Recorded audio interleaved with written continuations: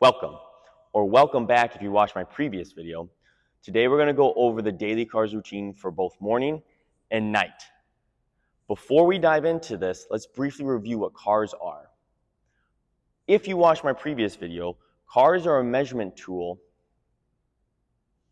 Welcome, or welcome back if you watched my previous video. Today we're going to discuss the daily cars routine for both morning and night. Before we dive into this, let's briefly discuss and review what cars are. For those of you who watched my previous video, you'll understand that cars are a measurement tool that we utilize to help us understand our individual joints' range of motion. The purpose of cars are to interject lubrication into these joints throughout our day to help us move effectively and efficiently. This will also help mitigate the damage done from arthritis, inactivity, and aging. There are 3 principles we need to follow when conducting cars. No pain should be allotted, intention, and irradiation. Let's dive into these. Intention. When we do a cars, basically a joint circle, I want you to slowly move through the range of motion. This is a brain-joint connection, and the slower you move, the better it's going to be for you. Trust me. Irradiation. When you do a car, the only thing that should move is the intended joint. Everything else should be stiff. So, stiffen everything up, move the intended joint. Now, when you do a daily cars routine from morning and night, I want you to pretend the air is 10 to 20% thicker. So with everything still being stiff, I want you to pretend the joint you're moving is moving through air that is heavier, more dense. You could think of it as molasses. The third thing, no pain, absolutely no pain should be noted during cars. If you have pain, you need to come out of it. Do not blast through pain. This will not help you in the long run. Think of cars as a circle, or like I like to think of it, as a cookie. So if we had a cookie here, and say we're going through the whole range of motion, and then we get to a pain or pinch point. It's the same thing for me. If you get to a pain or pinch point, you need to come out of it. So move your angle, so I would come down and around it, and then back through. Basically, you take a chunk out of that cookie. You cannot blast through pain. Please, this is imperative and vital that you do not go through pain when you do this. Only do what your body is comfortable doing. You're just trying to inject some lubrication and understand your joint. Now, let's dive in to the daily cars routine for both morning and night. When we do the morning and night routine, I want you to do 3 rotations, 3 cars, with each joint. We're going to start with neck going down. Let's start here. There are optional things you can use. You can use dowels, which I'm going to use, and tennis balls. But you absolutely don't need anything when you do this. If you just wake up out of bed, you can do it without any equipment. I'm going to use these, but like I said, you do not need to. They're just going to help me with balance, and this will help me with irradiation. So let's start with neck car. You're going to have the 2 tennis balls at your side. Some people crush them. That's totally fine. I'm going to keep them open. I'm going to be a little spicy. So I'm going to keep them open. What that's going to do, it's going to give me feedback if I start to roll my shoulders because the ball is going to roll. If I have it squeezed, it's hard to tell. So I'm going to have them open and push in to my legs. So I'm going to irradiate. Nothing is going to move but my neck. Push these tennis balls in, push into the floor, squeeze my core. When you do cars, it should be a nice shallow breath. So let's start the neck car. I'm going to bring my chin down to my chest. I'm going to scrape my left collarbone, lean to my left, extend, making the biggest circle I can that I'm comfortable with. Rotate to the right, so I'm kind of looking to the right now. A lot of people try to hike the shoulder and then scrape the collarbone on the right side. From here, reverse. Scraping the right, leaning to the right. Some people, this is where people get the pinch or pain point. So say I get it right here, ow. Then I'm going to come out and around it. I didn't blast through it. Say it's here, ow. Up and around it. And scrape on down. That is one, and that should be the speed you do it at. Should take you about 10 to 15 seconds for one full rotation. Now, if you find those pinch points or pain points, note them. Don't forget about them. Note them. Understand your body. That is a big thing for cars too, is just understanding where you can move. It's very important, but don't blast through them. Now, let's go to shoulder. Same thing with shoulder. I'll do my left shoulder. I'll have this right tennis ball. I'm not going to squeeze it here. I'm going to open palm it, push in. I'm going to have this tennis ball squeezed, palm facing up. I'm going to bring this up and in. Say there's a pain point here. Ooh, ow. I'm going to come out of it and keep going. A lot of people right here start to bend the elbow, keep it straight. Remember, the shoulder's the only joint moving. I got to my top portion. Now I'm going to wring the towel out. I'm going to rotate, and the palm is facing to the side now, and now it's facing behind, and I'm going to extend that shoulder. And then you can reset, or if you're feeling spicy, you reverse it. So palm still facing backwards. This is where it gets difficult because you got to rotate through the pattern so that the palm is facing backwards when you get here. And then back down. Nice and slow, remember, 10 to 15 seconds, 3 on each side. I'm only going to show on the left, though, in this video. Next thing we're going to do a scapular car. Scapular cars can be challenging because there's 2 ways to do them. I'm going to show you both ways. I'll show you the harder way first. The harder way is at 45 degrees, okay? So this hand pushing in, open hand. Next, shoulder and arm are out, straight in front of you at 45 degrees. 45 degrees for a certain reason. You don't have to worry about it, just trust me. So you're going to squeeze this tennis ball. You're going to bring your shoulder to neutral. So a lot of us are protracted, we're punching out. Bring the neutral here. You're going to squeeze, push, punch, so forward, up, back, down. And then you can reverse or start again. So let's start again. Forward, up, back, down, or back, up, forward, down. That is the tougher way to do it. Another way you could do it is, I'm going to show you from the side, your pantsing. I want you to have a tennis ball, or if you don't have one, just make a fist. Put it on the pantsing. It should only go up and down the pantsing. It cannot move forward or backwards off of it. Okay? From here, same thing. This hand is open hand, pushing against the side. We're going to squeeze this tennis ball. We're going to bring the shoulder forward, up, back, down, back, up, forward, down. That is also another challenging one. You could probably note that my chest was slightly moving. I would have to irradiate more. I'd have to put more intention into this. I was just buzzing through it. I should have took my time and really focused on just moving right through here, not rolling over. Okay, now we'll put the tennis balls down. Next one is elbow car. So there's not much motion here.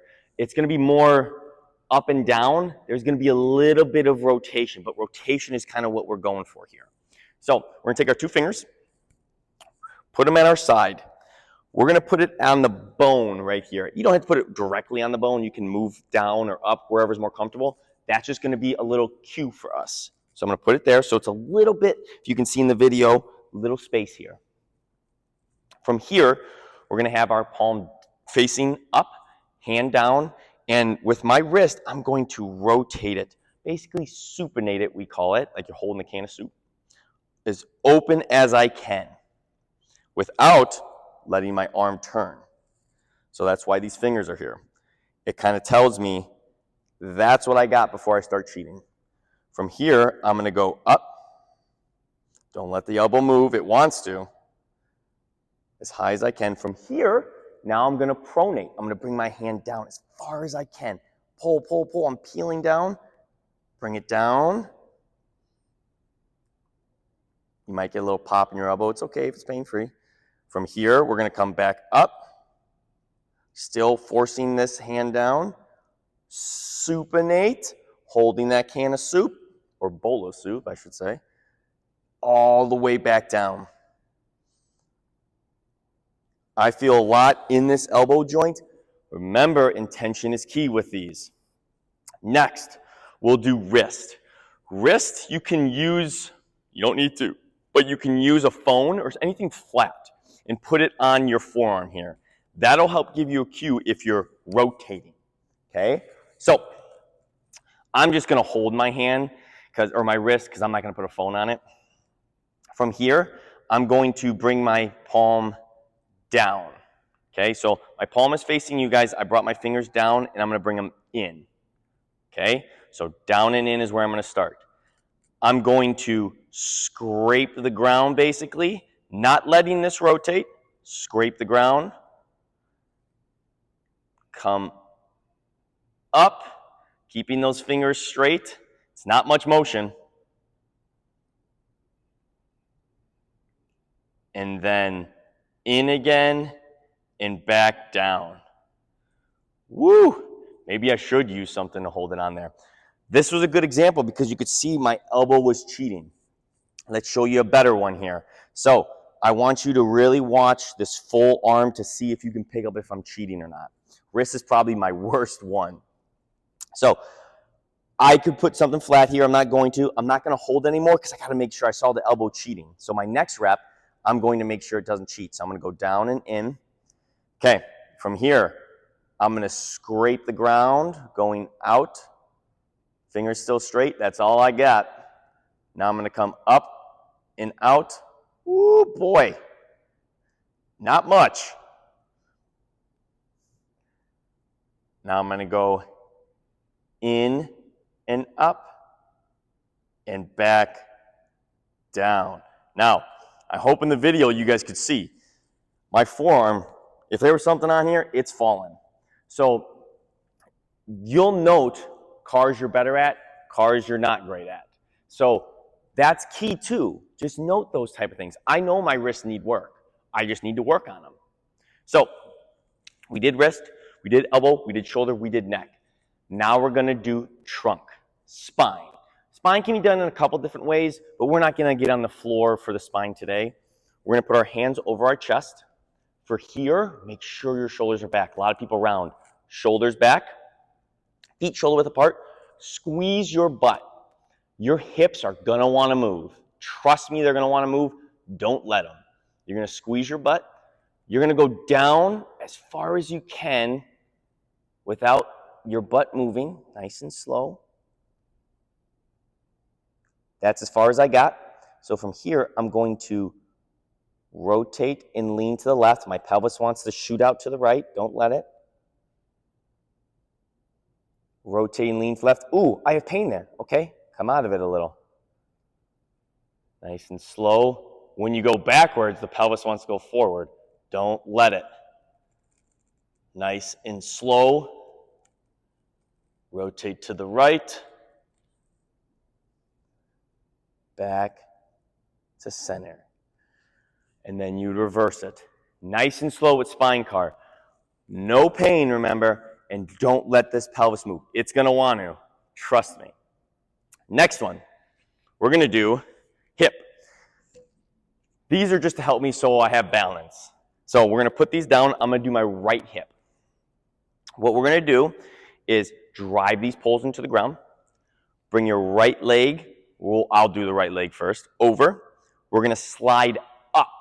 We're sliding up our shin, which is bringing my knee out a little bit.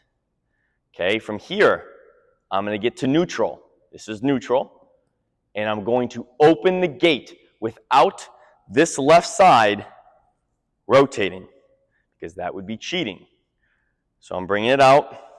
It's all I got. It's not great. I need to work on my hips too. From here, the knees going down, ankles coming up. So we're rotating. This is where people like to hike forward. Only the hips doing this. As you do that, you try to bring it back behind you. Don't pitch forward. I'm just telling you the entire car, but only do what you can. A lot of people can't get into extension. That's okay. From here, let's get spicy. Let's go reverse. So we're going to go up to here, to neutral, to scraping the shin down. Okay, 3 on each side. That is your hip car. If you need to, you can restart them. You don't have to reverse them. That's only if you want to feel spicy, if you want to make it a little bit harder, okay? The next one we're going to do a knee car. For a knee car, we're going to be seated. When we do a knee car, you can have this leg out, you can have it in. Ideally, I would have it out so you can kind of get a base of support. For the knee, the femur is going to want to move. Try not to let it move. You're not going to get much rotation here. You're just trying to rotate the tibia a little bit. So what we're going to do is you can bring this leg all the way up to as far as you can. I get a pinch in my hip, so I can't do that. So I'm going to slide this down. Then I'm going to take my hands, hold underneath, lift my leg. So here I'm fine. I don't get a pinch. I'm going to bring my foot up and out. When you do that, this tibia is going to move, and that's what we want. So I'm going to go up and out. Now, without this femur moving, we're going to kick up as high as we can. You might shake. If the hamstring is going to stop you. From here, bring the foot in. Don't let the femur move. And back down. Now I'm cramping in my hip because my femur wants to move. Now I'm going to do it again. So I'm still in and up. Bring that foot out, rotating that tibia, and back down. Woo! Cramping in my hip there. That is a challenging one because the femur is going to want to rotate. You can put your hand on this leg to make sure it doesn't. You can hold it this way, or some people hold it this way. Some people have a bigger grip on this. That's totally fine too. This is a little bit more comfortable for me. The next one we're going to do is ankle car. When we do an ankle car, you need to make sure you have enough room on the ground. You can't be here because if I push the gas, I'm hitting the ground. You got to give yourself some space. So probably around right there for me. You don't want the knee to move on this one. So I'm going to hold the knee. I'm going to bring my foot up and in at the start here. So I am now going to go down and in, basically pushing the gas. That's as far as I got. It's a good angle for me because I'm touching the floor now. Now I'm going to scrape the ground. The knee really wants to move on this one. Bringing the toes out and ankle. Ooh, cramping in the hip again. Now I'm going to come up and out. And now reverse it. Down and out. Scrape that ground. Don't let the knee move. And back up. So, if you might be seeing a little cheat from me, I'm slowly starting to lean back because I was cramping. Try your best. You're going to note some cheating every now and then. Just when you do it the next day, make sure you try to avoid that. You know it's going to happen. Now try to avoid it. The last one you can do, I'm going to leave my socks on, but the last one you can do is for toes. So when you do the toes one, whew, that hip's cramping. When you do the toes one, you want to try to keep the little guys down and raise the big one. That's very challenging. If standing is too hard to do it, then you can do it on a seated box. But I want you to try to raise it up and make a small circle with the toe. It is not going to be big. Trust me, it's going to be small. Just try to get your toe up for right now. But if you can get your toe up, then try to make a small circle with it. It's going to be millimeters. Okay? Next, you could try to do them individually. I'd be very impressed if you can do that. I wouldn't worry about it. I would just go to the little guys then. Keep the big toe down, and I would just raise the little guys. Keep the big down, raise the little guys up. You could try to make a circle. You probably are not going to make a circle, and then just go back down. You would do that a couple times, 3 times. This can be frustrating for people because people are like, why can't I do this? Moving the toes can be challenging for some because we're in shoes, or I call them foot coffins, all day. We don't get to move those toes dexterously. So I would like you guys to try to bring those toes up, bring them down. Keep the big ones down, raise the little guys. If you can individually do it, great. Bonus prize, this isn't a car, but you could do pianos. So if you keep the big one down, then you try to raise the little guys, and then bring the little guys down, and then raise the big guys up. You can kind of do it as a flow. That is the daily cars routine for both morning and night. I would do 3 rotations on each joint. Ideally, it's best if you do the whole amount of it, but if you don't have time or you're just starting, just pick a couple joints that you know you need to work on.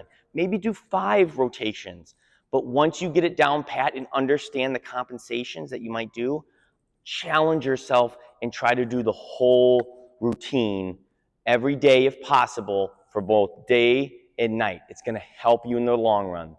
Okay? I look forward to seeing you in the next video. Have a good one. Good luck.